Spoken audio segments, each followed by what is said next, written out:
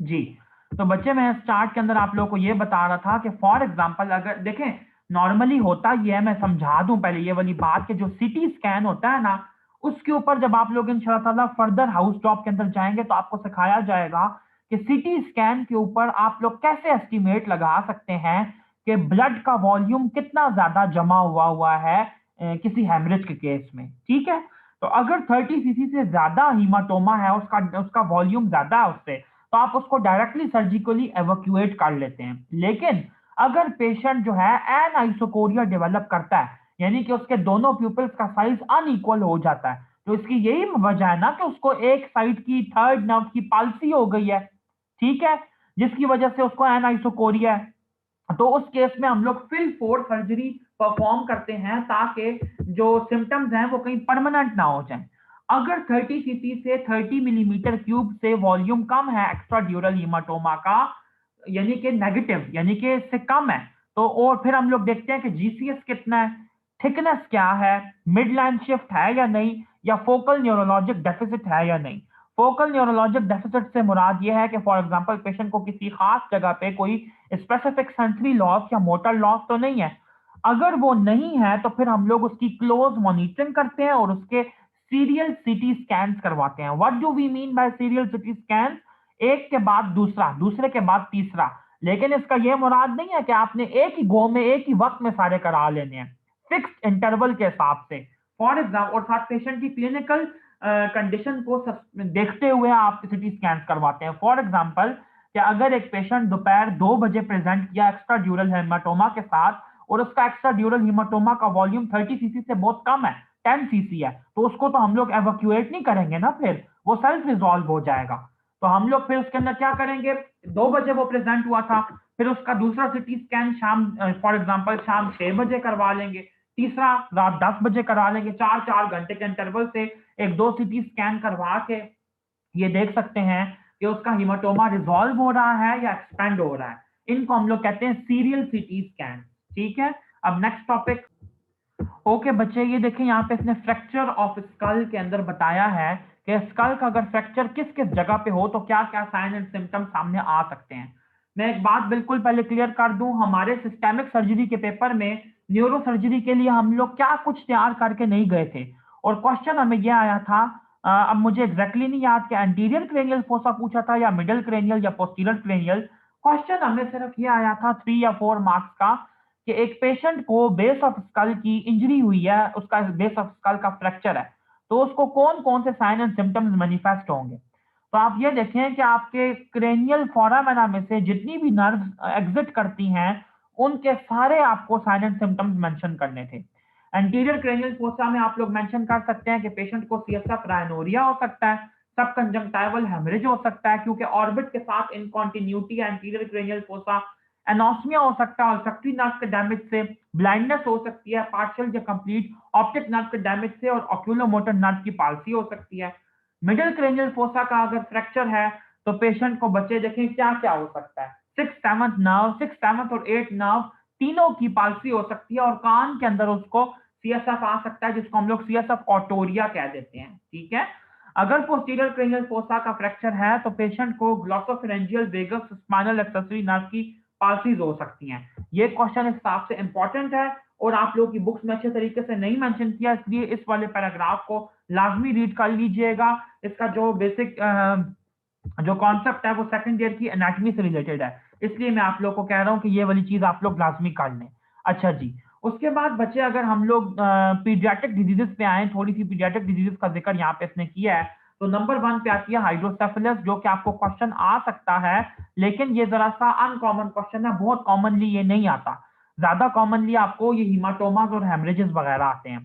सबसे पहले आपको ये पता होना चाहिए बच्चे कि जो हाइड्रोसेफेलस है ये दो तरह का हो सकता है। कौन कौन सा? कम्युनिकेटिंग टाइप का, नॉन कम्युनिकेटिंग टाइप का। कम्युनिकेटिंग टाइप का वो हाइड्रोसेफेलस है जिसके अंदर सीएसएफ की एब्जॉर्प्शन में डिफेक्ट है। सीएसएफ नॉर्मली जो होता है बच्चे एरेक्नॉइड ग्रेनुलेशन के थ्रू वीनस साइनसेस के अंदर एब्जॉर्ब हो जाता है। मैं नॉर्मल एनाटॉमी की बात को यहाँ पे रिवाइज नहीं करूंगा, सिर्फ फाइनल ईयर के लेवल की बात करूंगा। जबकि नॉन कम्युनिकेटिंग जो वेराइटी है उसके अंदर कोई ना कोई ऑब्स्ट्रक्शन मौजूद होती है सीएसएफ के फ्लो को, जिसकी वजह से वो आगे नहीं बढ़ सकता, तो बैक प्रेशर की वजह से इंट्राक्रैनियल प्रेशर इंक्रीज कर जाता है। दोनों कंडीशंस में जब इंट्राक्रैनियल प्रेशर इंक्रीज करता है और सीएसएफ का वॉल्यूम इंक्रीज करता है तो डायलिटेशन हो जाती है वेंट्रिकल्स की। ठीक है, आप लोगों को याद होगा एनाटॉमी की बात को रिवाइज करते हुए कि आपके सीएनएस के अंदर बेसिकली 4 इंपॉर्टेंट वेंट्रिकल्स हैं आपके ब्रेन में। 2 लैटरल वेंट्रिकल्स जो कि टीलेंसेफेलॉन यानी कि सेरिब्रल हेमिस्फेयर्स में है। नंबर 3 पे आता है आपका थर्ड वेंट्रिकल जो कि 2 थैलेमाई के बीच में है, डायनसेफेलॉन के बीच में है। और चौथे नंबर पे आता है फोर्थ वेंट्रिकल जो कि ब्रेन स्टेम और सेरिबेलम के बीच में है। ये 4 वेंट्रिकल्स हैं। तो इनके फ्लो इन इधर से जो गुजरता है सीएसएफ और इधर जो प्रोडक्शन भी इसकी होती है, अगर वो किसी भी जगह पे ऑब्स्ट्रक्ट होता है तो that is actually known as के नॉन कम्युनिकेटिंग हाइड्रोसेफेलस हो गया। अब क्लिनिकल फीचर्स क्या होते हैं? सबसे पहले बच्चे आप ये देखें कि पेशेंट प्रेजेंट करता है जो न्यू बॉर्न होता है, खास तौर पे large head often causes obstructed labour, उसके लेबर के अंदर डिले आ जाता है। ठीक है, उसकी बर्थ में डिले आ जाता है।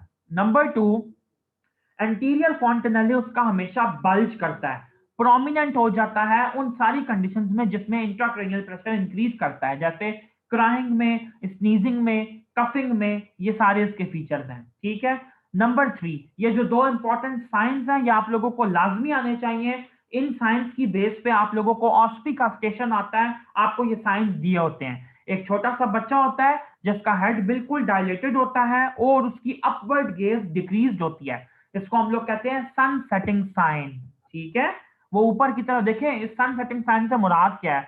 मुराद इसकी बेसिकली ये है कि जब सन सेट कर रहा होता है तो हम लोग उसको फेस नहीं कर पाते, अपनी आंखें ऊपर नहीं उठा पाते।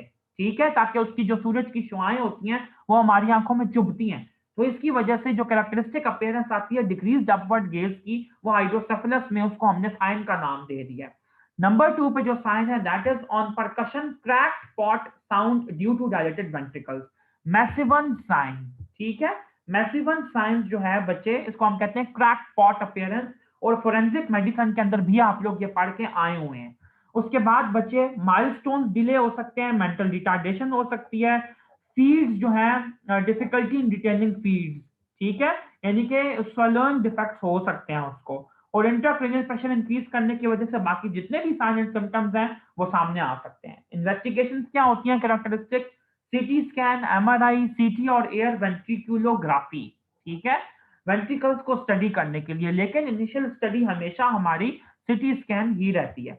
उसके बाद बच्चे अगर हम लोग ट्रीटमेंट की बात करें तो ऐसी हम लोग ड्रग्स देंगे जिसकी वजह से जो सीएसएफ की प्रोडक्शन है वो कम हो जाए, जैसे कि लूप डायूरेटिक्स जो होती हैं, फ्यूरोसोमाइड, वो वॉल्यूम को कम करेंगी फ्लूइड के। एसिटाजोलामाइड जो है वो आप कह लें कि कार्बोनिक एनहाइड्रेज एंजाइम की इनहिबिटर है, वो कम करेगी। आइसोसोर्बाइड और ग्लाइसरॉल जो है ये ऑस्मोटिक एजेंट्स हैं, ये भी डिक्रीज करेंगे इन लेवल्स को। ठीक है, अच्छा जी, उसके बाद आप ये देखें कि सर्जरी में इसने क्या बताया है। टैपिंग ऑफ लैटरल वेंट्रिकल्स, ये इतना इंपॉर्टेंट नहीं है जितने बाकी प्रोसीजर्स हैं। आप देखें बाकी प्रोसीजर्स के नाम क्या है। वेंट्रिक्यूलो सिस्टर्नोसिस्टोमी यूजिंग पॉलीथीन कैथीटर, जिसको हम लोग कहते हैं टॉर्किल्सन ऑपरेशन, और दूसरा है वेंट्रिक्यूलो एट्रियल या वेंट्रिक्यूलो पेरिटोनियल शंट्स। ये दोनों बहुत कॉमन इसके सर्जिकल प्रोसीजर्स हैं।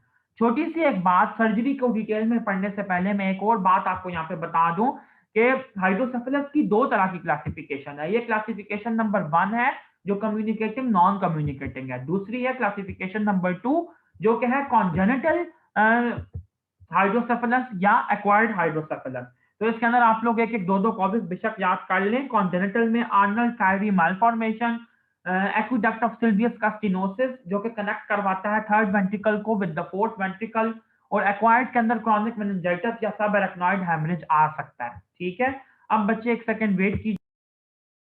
जी बच्चे, ये देखें आप लोगों के लिए मैंने इमेज निकाला है बेले का, मैंने इसका स्क्रीनशॉट लेके पहले ही रखा हुआ था कि जो आपका हाइड्रोसेफेलस की ऑपरेटिव मैनेजमेंट है वो उस बुक के अंदर उसने बिल्कुल भी कोई डिटेल नहीं बताई, तो मैंने कहा आप लोगों को थोड़ी दिखा भी दूं और बता भी दूं।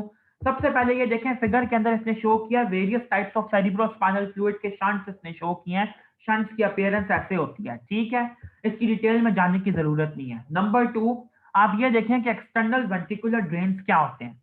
एक्सटर्नल वेंट्रिकुलर ड्रेन्स जो हैं ये टेम्परेरी मेथड हैं सीएसएफ के प्रेशर को कम करने के लिए, हाइड्रोसेफलस को रिलीव करने के लिए। ठीक है। दूसरी बात बच्चे आप ये देखें कि जो आपका कैथीटर होता है एक्सटर्नल वेंट्रिकुलर ड्रेन का, ये इसने यहाँ पे एक बहुत इंपॉर्टेंट बात मेंशन की है, इसको मैं रीड कर रहा हूँ।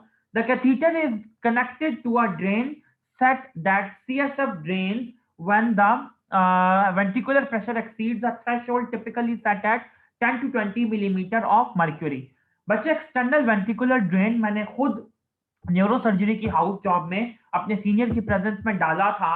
होता बेसिकली इसके अंदर ये है कि हम लोग एक ड्रेन डालते हैं जो कि सेट होता है, उसके ऊपर बेसिकली उसके ऊपर कैलिब्रेशन हुई होती है कि जब भी सीएसएफ का pressure intracranially 10 to 20 millimetre of mercury के लेवल से एक्सीड करेगा तो वो जो ड्रेन होता है उसमें से सीएसएफ पास करने लग जाता है एक्सटर्नली। एक्सटर्नली कहाँ पे पास करता है ये भी तो आपको पता होना चाहिए ना। फॉर एग्जाम्पल अगर ये एक पेशेंट है और इसकी सर्जरी हुई है और ये बेड रिडन है, ठीक है, ये बेड पे लेटा हुआ है, तो वो ड्रेन जो होता है बच्चे हम लोग इसके अंदर पास करके और क्या करते हैं कि उसको हम लोग एक्सटर्नली कनेक्ट कर देते हैं फोलीज के बैग के साथ। ठीक है, जैसे फोलीज कैथीटर का यूरिन बैग होता है ना, बिल्कुल इसी तरह। तो जो सीएसएफ होता है वो इसमें अल्टीमेटली टिकल करके ड्रॉप करता जाता है, इसके अंदर ड्रेन करता जाता है।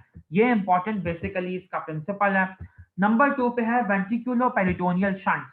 इसके अंदर बच्चे इसको आप कह लें कि ये इंटरनल ड्रेन है। बेसिकली इंटरनल ड्रेन से मुराद ये कि वेंट्रिकल से जो भी सीएसएफ आता है वो ड्रेन कर जाता है पेरिटोनियल कैविटी के अंदर और फिर पेरिटोनियल कैविटी उसको रिस्पॉन्सिबल होती है शंट करने के लिए। ठीक है, इसकी फर्दर डिटेल्स में आपको जाने की जरूरत नहीं है, बस इतना ही बेसिक इंट्रो अगर आपको पता है अभी इस लेवल पे दैट्स मोर देन इनफ। जो कॉम्प्लिकेशंस हैं शंट की वो यहाँ पे इसने बहुत ज्यादा पैराग्राफ की फॉर्म में मेंशन की हैं। हम सिंपल फॉर्म में करते हैं तो देखें आप लोगों को मैं यहाँ पे दिखा देता हूँ कि शंट की कॉम्प्लिकेशंस कौन कौन सी होती हैं जो कि श्री राम ने मेंशन की हैं एसआरबी मैनुअल ने। Complications of shunt surgery, number 1 obstruction या इंफेक्शन हो सकता है शंट का। नंबर 2 सबड्यूरल हीमाटोमा हो सकता है शंट का। नंबर 3 कन्वर्जन डेवलप कर सकता है पेशेंट। नंबर 4 स्पॉन्टेनियस न्यूमोथॉरेक्स हो सकता है पेशेंट को और एसाइटिस भी हो सकती है। ठीक है, ये इसकी इंपॉर्टेंट कॉम्प्लिकेशन थी, आप लोग बेशक इसको इसी बुक से याद कर लीजिएगा। अच्छा जी, उसके बाद बच्चे एक second. Okay, so the very next procedure, next disease that we are going to study here is intracranial abscess। ठीक है, intracranial abscess देखें बच्चे किस किस टाइप्स की होती हैं, ये बेले के अंदर अच्छे तरीके से मेंशन नहीं की हुई, तो आप लोग यहाँ से इसको कीजिए। वैसे तो पूरा चैप्टर आप यहाँ से करें। टाइप्स कौन कौन सी हैं? एक्स्ट्रा ड्यूरल एब्सेस, सब ड्यूरल एब्सेस, इंट्रासेरिब्रल एब्सेस। जो एक्स्ट्रा ड्यूरल एब्सेसेस होती हैं ये यूजुअली ऑस्टियोमाइलाइटिस की वजह से हो सकती हैं या मिडल ईयर के इन्फेक्शन की वजह से। सब ड्यूरल एब्सेसेस जो होती हैं वो यूजुअली थ्रोम्बोफ्लेबाइटिस की वजह से हो सकती हैं, वेन्स की इन्फ्लेमेशन की वजह से, सेप्टिक इन्फ्लेमेशन। और इंट्रासेरिब्रल एब्सेसेस जो हैं बच्चे वो यूजुअली एक्सटेंशन होती हैं मिडल ईयर के एब्सेसेस की। ठीक है, जैसे एक्स्ट्रा ड्यूरल है या ब्लड बॉर्न इन्फेक्शन कोई उसके अंदर हो सकता है। अब आपको यह भी पता होना चाहिए कि जो इंट्रासेरिब्रल एब्सेसेस हैं इनकी कॉमन साइट्स जो है वो टेम्पोरल लोब है। ठीक है, क्योंकि टेम्पोरल लोब जो होता है वो हमारे ईयर के साथ उसका रिलेशन ज्यादा क्लोजली है कंपेयर टू बाकी लोब्स। इसके अलावा इंट्राक्रेनियल एब्सेसेस जो होती हैं वो एक्यूट, सब एक्यूट, क्रॉनिक या मेटास्टेटिक भी हो सकती हैं। इसको आप लोग बेशक खुद भी रीड कर सकते हैं। एक्यूट के अंदर ये है कि एंसेफेलिटिक स्टेट आती है जिसके अंदर पफ फॉर्मेशन यूजुअली नहीं होती। ठीक है, सब एक्यूट जो होती है वो in a period of 3 weeks usually develop करती है। जो क्रॉनिक होती है वो 6 वीक में तकरीबन डेवलप करती है। और मेटास्टेटिक वो होती है जो कि सेरिब्रम या वेंट्रिकल से में आपस में माइग्रेट करती रहती है, यानी कि किसी भी ब्रेन के पार्ट में जा सकती है। ठीक है, स्प्रेड कर सकती है। क्लिनिकल फीचर्स जो होते हैं बच्चे वो क्या होते हैं? सबसे पहले आपको जो ईयर डिजीजेस हैं उनको रूल आउट करना होता है। नंबर 2 फोकल न्यूरोलॉजिक जो फीचर्स होते हैं उनको आपने देखना होता है, जैसे एब्सेस जिस जगह पे है उसके अकॉर्डिंग। फॉर एग्जांपल अगर टेम्पोरल लोब की एब्सेस है तो डिस्फेजिया आप एनकाउंटर कर सकते हैं। ठीक है, इसके अलावा सेरिबेलर एब्सेस है तो सेरिबेलर सिम्टम्स आ सकते हैं कंप्रेशन की वजह से जो एब्सेस कॉज कर रही है। इंक्रीज इंट्राक्रेनियल प्रेशर की वजह से, इंट्राक्रेनियल प्रेशर की वजह से जो फीचर्स आते हैं वो मैं पहले ही बता चुका हूँ, वो भी एनकाउंटर हो सकते हैं और एपिलेप्टिक फोकस भी बन सकता है। इन्वेस्टिगेशंस बच्चे कैरेक्टरिस्टिक जो होती हैं वो सिटी स्कैन ही होता है। ठीक है, एमआरआई को हम लोग कॉमनली यूज नहीं करते, सीटी ज्यादा कॉमनली है जो यूज किया जाता है। अच्छा, इसके अलावा बच्चे आपको ये पता होना चाहिए कि हम लोग उसका ओरिजिन ट्रेस करने के लिए बाकी इन्वेस्टिगेशन कराते हैं, वरना एब्सेस के लिए ये जितनी भी इन्वेस्टिगेशन दी है ये कैरेक्टरिस्टिक नहीं है। ठीक है, स्पेस ऑक्यूपाइंग लीजन के तौर पे अपेयर होती है ये एब्सेस। अब ट्रीटमेंट इसका क्या होता है बच्चे, ये मैं आप लोगों को लाजमी यहाँ पे बता दूं कि एंटीबायोटिक्स जो होती हैं खास तौर पे क्योंकि हम लोग सस्पेक्ट करते हैं स्टैफ और स्ट्रेप के बैक्टीरिया, मोस्ट कॉमनली स्ट्रेप जो है, तो उसके अंदर हम लोग हाई डोज पेनिसिलिन और बेंजाइल पेनिसिलिन वगैरह देते हैं। इसके अलावा बार होल एक्सप्लोरेशन आप कर सकते हैं। ठीक है, और क्रॉनिक एब्सेस के केस के अंदर क्रेनियल कैविटी को एक्सप्लोर करना पड़ता है और फिर आप लोग जो एब्सेस होता है उसको एक्सरसाइज करते हैं। एब्सेस को एक्सरसाइज करना बहुत कोई आसान बात नहीं है, इट्स अ टफ प्रोसीजर, क्योंकि जो एब्सेस होती है वो फट सकती है, वो एक्स्ट्रा वेजेट कर सकती है। कॉम्प्लिकेशंस है इंट्राक्रेनियल हाइपरटेंशन इसकी वजह से हो सकती है, हर्निएशन हो सकती है ब्रेन के पैरेन्काइमा की, और न्यूरोलॉजिक डेफिसिट्स आ सकते हैं। ये 3 कॉम्प्लिकेशंस लाजमी पता होने चाहिए। Kindly wait. जो चीजें बच्चे हम लोगों ने एसआरबी मैनुअल से या श्री राम भट्ट बुक से करनी थी वो मैंने आप लोगों को सारी बता दी हैं। अब मैं आप लोगों को कुछ इंपॉर्टेंट ब्लू बॉक्सेस बताता हूँ बेले के और समझाता हूँ उनका, और उनका एमसीक्यूज या एससीक्यूज जो भी उसके अकॉर्डिंग बनते हैं वो भी मैं साथ समझा देता हूँ। सबसे पहले ये एक इंफॉर्मेटिव रेज्ड इंट्राक्रेनियल प्रेशर का बॉक्स मिला मुझे, तो देख लें कि इंट्राक्रेनियल प्रेशर कैसे कैसे मैनिफेस्ट हो सकता है। हेडेक की फॉर्म में, नोजिया वॉमिटिंग की फॉर्म में, डिप्लोपिया ब्लड विजन की फॉर्म में, और ड्राउजीनेस या कॉमा की फॉर्म में। ये इंट्राक्रेनियल प्रेशर रेज होने के कॉमन साइन एंड सिम्टम्स हैं। ठीक है, इसके अलावा आप लोग कुशिंग ट्रायड का जिक्र भी कर सकते हैं। अच्छा, उसके बाद बच्चे नेक्स्ट जो चीज मैंने आप लोगों को दिखानी थी जो कि मुझे काफी ज्यादा इंपॉर्टेंट लगी, वो यहाँ पे थी कि एक सेकेंड, नहीं बल्कि ये वाला फिगर नहीं है, दूसरा है जी, ब्रेन एक्सेस। ब्रेन एक्सेस के अंदर बच्चे सबसे इंपॉर्टेंट बात ये कि सीटी स्कैन के ऊपर जो इसकी कैरेक्टरिस्टिक अपीयरेंस होती है उसको हम कहते हैं रिंग एनहांसिंग लीजन की फॉर्म में ये अपीयर होता है। मैंने मेडिसिन के लेक्चर में भी ये वाली बात आप लोगों को बताई थी। अगर आप लोग ब्रेन एब्सेस की इन्वेस्टिगेशन लिखते हैं और आप लिखते हैं कि हम लोग सिटी स्कैन करवाते हैं, तो आपने ये लाजमी मेंशन करना है कि सिटी स्कैन पे रिंग एनहांसिंग लीजन सामने आता है। नंबर 2, आपको ये पता होना चाहिए कि ब्रेन एब्सेस के पेशेंट्स का प्रोग्नोसिस तब ही अच्छा हो सकता है अगर आप उसको अर्ली पिकअप कर लें और उसका ड्रेनेज करेक्टली आप कर लें ऑप्टिमम टाइम पे। अगर वो डिले हुआ तो एब्सेस कॉम्प्लिकेट कर सकती है। ठीक है, इसके अलावा नेक्स्ट चीज है सब ड्यूरल एम्पाइमा, यानी कि सब ड्यूरल एब्सेस फॉर्मेशन जो है, इसके जो फीचर्स होते हैं वो बिल्कुल मेनिंजाइटिस या सेरिब्रल एब्सेस को रिजेंबल करते हैं, और जैसे सबड्यूरल हीमाटोमा क्रीसेंट शेप होता है बिल्कुल वैसे ही सबड्यूरल एम्पाइमा भी क्रीसेंटिक एक्यूमुलेशन होती है। ठीक है, कंट्रास्ट एनहांसिंग रिम आता है सीटी स्कैन के ऊपर, लेकिन आप लोगों ने रिंग एनहांसमेंट का जिक्र कैरेक्टरिस्टिकली उसमें लाजमी करना है एक्स्ट्रा ड्यूरल में, इसमें आपने क्रीसेंटिक कलेक्शन का जिक्र करना है, और इसके अंदर भी मेन जो इसका ट्रीटमेंट है वो ड्रेनेज ही है। उसके बाद ये देखें आप लोग की बुक के अंदर बेले में जो WHO की ब्रेन के ट्यूमर की क्लासिफिकेशन है वो गिवन है, वो आप लोग रीड कर सकते हैं। मैं ब्रेन के ट्यूमर्स आप लोगों को नहीं करवाऊंगा, उसकी वजह ये है, सबसे पहली बात ये कि फोर्थ ईयर की पैथोलॉजी में आप लोग बहुत डिटेल में ब्रेन के ट्यूमर्स पढ़ के आ चुके हैं। नंबर 2, इनके जो ट्रीटमेंट प्रोसीजर्स हैं ब्रेन के ट्यूमर के रिमूवल के, वो आप लोगों की बुक्स में ना मेंशन किए हुए हैं। ठीक है, और ना उसकी अप्रोचेस बताई हैं, और ना आप लोगों को कोई पूछेगा। जो आप लोगों को पूछेगा वो सारी इमरजेंसी न्यूरोसर्जरी की बातें हैं जो मैंने आप लोगों को ऑलरेडी बता दी हैं।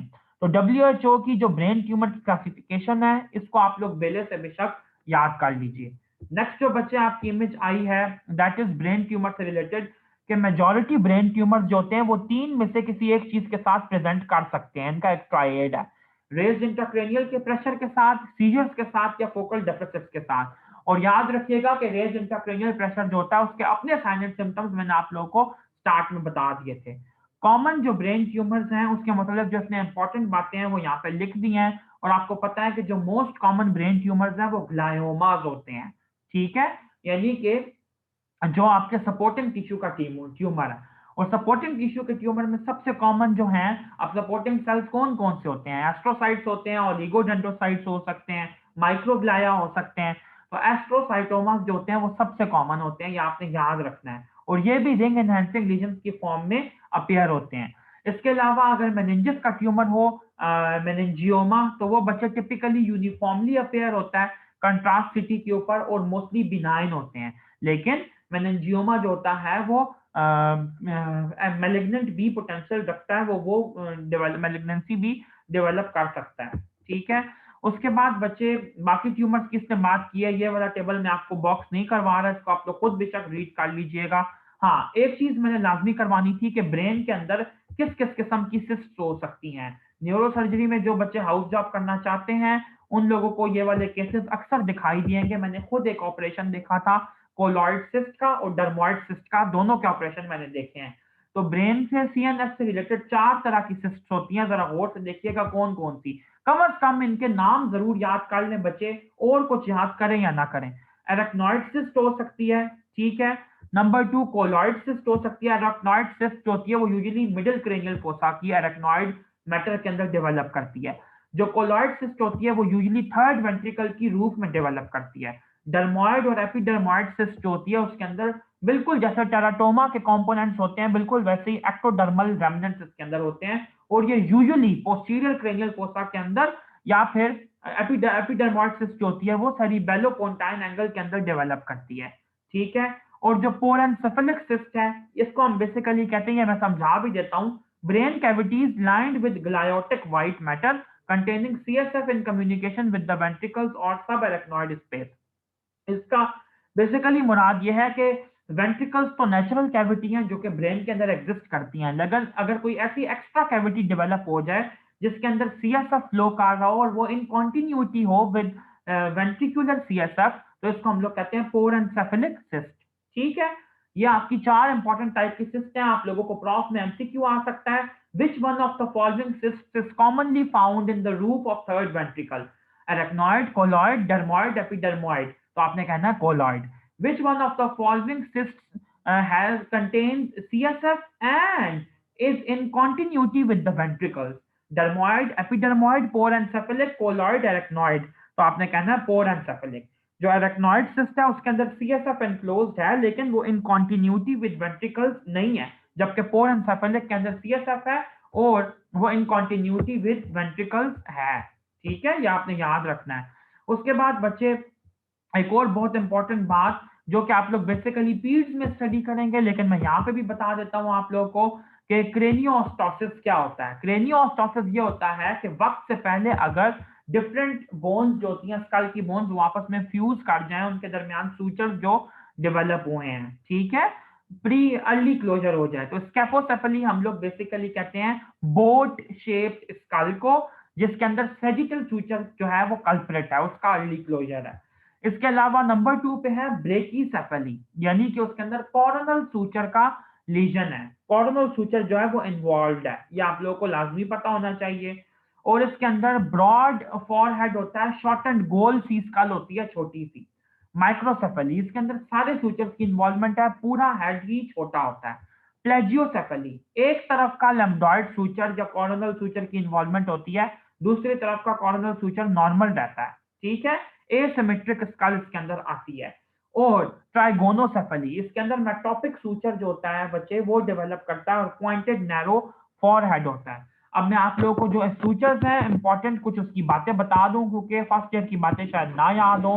होता बेसिकली ये है कि ये फ्रंटल बोन है, ये पैराइटल बोन है, या ऑक्सीपिटल बोन है। फ्रंटल और पैराइटल बोन के बीच में यहाँ पे जो सूचर होता है that is known as coronal suture. दो पैराइटल बोन के बीच में जो यहाँ पे सूचर होता है that is known as sagittal suture, और यहाँ पे जो पीछे सूचर होता है that is known as lambdoid suture या पैराइटो ऑक्सीपिटल सूचर। होता बेसिकली एक और बात और भी इसके अंदर इंपॉर्टेंट है कि दो फ्रंटल बोन्स के बीच में भी सूचर होता है जो कि बिल्कुल कंप्लीटली खत्म हो जाता है बाद में। इस सूचर को हम लोग कहते हैं मेटोपिक सूचर। ठीक है, तो इन सूचर्स के हिसाब से अब आप नाम याद करके इनके डिफेक्ट्स को इजीली स्टडी कर सकते हैं जो कि मैंने आप लोगों को अभी बताए हैं।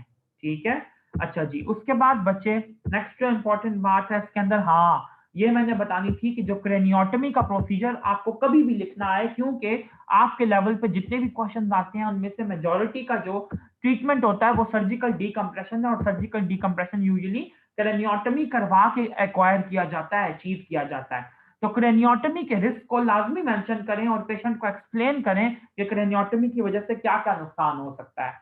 नंबर 1, इंफेक्शन कॉन्ट्रैक्ट कर सकता है पेशेंट, वुंड ब्रेक डाउन हो सकता है, इंट्रासेरिब्रल हेमरेज हो सकता है, उसको सीजर्स डेवलप कर सकते हैं, सीएसएफ लीकेज हो सकता है, परमानेंट न्यूरोलॉजिक डेफिसिट हो सकता है और 1% केसेस के अंदर डेथ भी हो सकती है। ठीक है, ये इंपॉर्टेंट बातें थी, इसलिए मैंने इन लोगों को इनको हाईलाइट करने की कोशिश की है। उसके बाद बच्चे, मैंने आपके लिए एक बहुत ही अच्छा टेबल ये निकाला है वॉशिंगटन मैनुअल का, जिसके अंदर इसने प्रॉपर अप्रोचेस बताई हैं कि किसी भी पेशेंट के अंदर अगर इंट्राक्रैनियल प्रेशर इंक्रीज कर जाए तो उसको हम लोग कैसे ट्रीट करते हैं, कौन कौन सी मॉडलिटीज को इस्तेमाल करते हैं। हाउस जॉब में भी आप लोगों को ये काम आएगा और अभी भी काम आएगा। इंट्राक्रैनियल प्रेशर इंक्रीज हुआ है अगर किसी में, तो उसको डिक्रीज करने के लिए हम क्या क्या कर सकते हैं। सबसे पहले आपको यह पता होना चाहिए कि हम उसको मैनिटोल दे सकते हैं। डोज आप नहीं भी याद करते दैट्स फाइन, लेकिन इसका एक्शन जरूर याद करें कि ये सीरम ऑस्मोलैरिटी को 320 मिली ऑस्मोल पर लीटर से कम रखता है। ठीक है, हीमोडायनामिकली स्टेबल पेशेंट्स जिनके अंदर रीनल फंक्शन जो होता है, आरएफटीज जिनके नॉर्मल होते हैं, उनको हम लोग मैनिटोल दे सकते हैं। और input, I for input, out, O for output, उसकी हम लोग स्ट्रिक्ट मॉनिटरिंग करते हैं इंट्राक्रैनियल हाइपरटेंशन के पेशेंट्स में। नंबर 2, हाइपरटोनिक सलाइन दे सकते हैं 3%। ठीक है, ये भी हम लोगों ने हीमोडायनामिकली स्टेबल पेशेंट्स में देना है, लेकिन आपने एक बात याद रखनी है, हाइपरटोनिक नॉर्मल सलाइन को देने के लिए आप लोग कभी भी पेरिफेरल वेन को यूज नहीं कर सकते, क्योंकि इसकी टॉनिसिटी बहुत ज्यादा होती है, तो पेरिफेरल वेन का थ्रोम्बोफ्लेबाइटिस हो सकता है, नेक्रोसिस हो सकता है। तो आप लोग सेंट्रल लाइन के थ्रू, सेंट्रल वीनस कैथीटर के थ्रू ये दे सकते हैं। और जरूरी आपने इसमें ये याद रखना है कि सोडियम का जो लेवल होता है वो 160 से कम मेंटेन रहे, इससे ज्यादा डेवलप ना करे। ठीक है, इसके अलावा पेशेंट को अगर आप लोग हाइपर वेंटिलेट करवाएंगे तो उसकी वजह से भी बेटर हो सकता है इंट्राक्रेनियल प्रेशर। लेकिन एक बात आपने लाजमी याद रखनी है कि इसका सेरिब्रल इस्केमिया पे इफेक्ट सामने आता है। सीडेट कर सकते हैं आप पेशेंट को, पेशेंट की इरिटेबिलिटी, रेस्टलेसनेस को प्रिवेंट करने के लिए। जब रेस्टलेस नहीं होगा पेशेंट, तो पेशेंट को एंजाइटी कम होगी और उसकी सिंपैथेटिक एक्टिवेशन कम होगी, तो उसका इंट्राक्रेनियल प्रेशर कम हो जाएगा। इसके अलावा मेटाबॉलिक सप्रेशन जो है वो बच्चे इंपॉर्टेंट है, वो आप दे सकते हैं, लेकिन ये उन पेशेंट्स में यूजुअली दी जाती है जिनको रिफ्रैक्टरी आईसीपी होता है। ठीक है, यानी कि ऐसा इंट्राक्रेनियल प्रेशर जो कि और किसी चीज से ट्रीट हो ही नहीं रहा। इसकी फर्दर डिटेल्स मुझे भी नहीं पता, सिर्फ इतनी ही डिटेल पता है।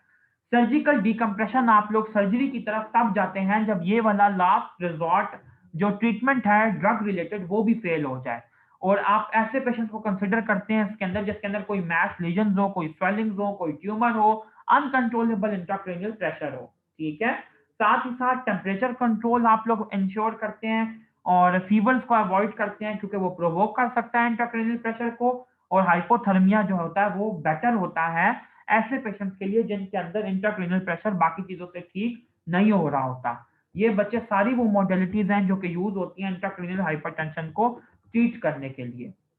अच्छा जी, तो बच्चे वो चीज क्या है, अक्सर आपसे ये पूछ लिया जाता है एम्ब्रियो के हिसाब से कि बच्चों हमें ये बताओ कि what are neural tube defects क्या होते हैं। न्यूरल ट्यूब डिफेक्ट बेसिकली ये होते हैं कि एम्ब्रियो के अंदर जब न्यूरोलेशन होती है तो न्यूरल ट्यूब बनती है, तो आप उसके दो पोर होते हैं, कौन कौन से, एक होता है एंटीरियर न्यूरोपोर या क्रेनियल न्यूरोपोर या रॉस्ट्रल न्यूरोपोर। दूसरा जो इसका न्यूरोपोर होता है उसको हम लोग कहते हैं पोस्टीरियर न्यूरोपोर या कॉडल न्यूरोपोर। अगर एंटीरियर या क्रेनियल या रॉस्ट्रल न्यूरोपोर क्लोज नहीं होगा तो जितनी भी डिफॉर्मिटीज होंगी वो ब्रेन के रिलेटेड होंगी। अगर पोस्टीरियर या कॉडल न्यूरोपोर क्लोज नहीं होगा तो जितनी भी डिफॉर्मिटीज होंगी वो स्पाइनल कॉर्ड के रिलेटेड होंगी। तो इसी हिसाब से हमने न्यूरल ट्यूब डिफेक्ट को दो कैटेगरीज में डिवाइड किया है। एक होती हैं बच्चे एनएनसेफली, ठीक है, या मीरोएनसेफली। बच्चे कहा जाता है कि एनएनसेफली एक मिसनोमर है, मीरोएनसेफली ट्रू वर्ड है। एनएनसेफली का मतलब है कि ब्रेन का कोई 1% हिस्सा भी डेवलप नहीं हुआ, जबकि ऐसा नहीं होता। हर ह्यूमन बीइंग में ब्रेन का कुछ ना कुछ पार्ट जरूर डेवलप करता है, लेकिन वो अंडर डेवलप्ड होता है। तो मीरोएनसेफली का वर्ड जो होता है वो होता है थोड़े से ब्रेन के मैटर की डेवलपमेंट के लिए, तो हम ये यूज करते हैं। दूसरी तरह के जो डिफेक्ट है उनको हम लोग कहते हैं स्पाइना बाइफिडा। ठीक है, स्पाइना बाइफिडा की फर्दर टू मेन टाइप्स होती हैं, एक होती है स्पाइना बाइफिडा ऑकल्टा, दूसरी होती है स्पाइना बाइफिडा सिस्टिका। जो स्पाइना बाइफिडा ऑकल्टा होता है उसके अंदर यूजुअली बच्चे स्किन पे बच्चे की नॉर्मल होती है बैक की, किसी किस्म का लीजन वहां पे आपको नजर नहीं आता। हालांकि मतलब बल्कि अपेयरेंस ऐसे होती है कि फॉर एग्जांपल अगर ये एक न्यू बॉर्न बेबी है तो इसकी बैक पे आपको लंबोसेक्रल एरिया में बड़ा सारा गुच्छा मिलेगा, टफ टफ हेयर मिलेगा। जिस जगह पे वो टफ टफ हेयर मिलता है उसके अंडरलाइंग स्पाइना बाइफिडा का डिफेक्ट लाई कर रहा होता है। ठीक है, ये स्पाइना बाइफिडा ओकल्टा का बता रहा हूँ। जो स्पाइना बाइफिडा सिस्टिका है इसकी फर्दर टाइप्स हैं जैसे मेनिंगोसील, ठीक है, इसके अलावा माइलो मेनिंगोसील। ये दो इंपॉर्टेंट आप लोगों ने लाजमी याद रखनी है। होता क्या है, फॉर एग्जांपल अगर ये एक वर्टिब्रा है, ये एक वर्टिब्रा की बॉडी है, ये इसका ट्रांसवर्स प्रोसेस है, तो इसका ये जो पीछे स्पाइनस प्रोसेस होगा ये स्प्लिट होगा, ये बाइफिड होगा, टूटा हुआ होगा। तो स्पाइनल कॉर्ड जो होती है पोस्टीरियरली ऐसे विजिबल होती है। ठीक है, स्पाइनल कॉर्ड के इर्द गिर्द मेनिंजेस हैं, अगर ये मेनिंजेस ऐसे बल्ज करती हैं बाहर तो उसको हम कहते हैं मेनिंगोसील। और अगर स्पाइनल कॉर्ड का सॉफ्ट टिश्यू भी इसके साथ बल्ज करता है मेनिंजेस के अलोंग तो उसको हम लोग कहते हैं माइलो मेनिंगोसील। तो न्यूरल ट्यूब डिफेक्ट्स, हाइड्रोसेफेलस और जो सिस्ट मैंने आपको बताई हैं ये पीडियाट्रिक डिजीजेस में लाजमी आप लोगों ने स्टडी करनी है। साथ ही साथ ट्यूमर्स की जो क्लासिफिकेशन है वो आप लोग देख लीजिए। अल्लाह हाफिज।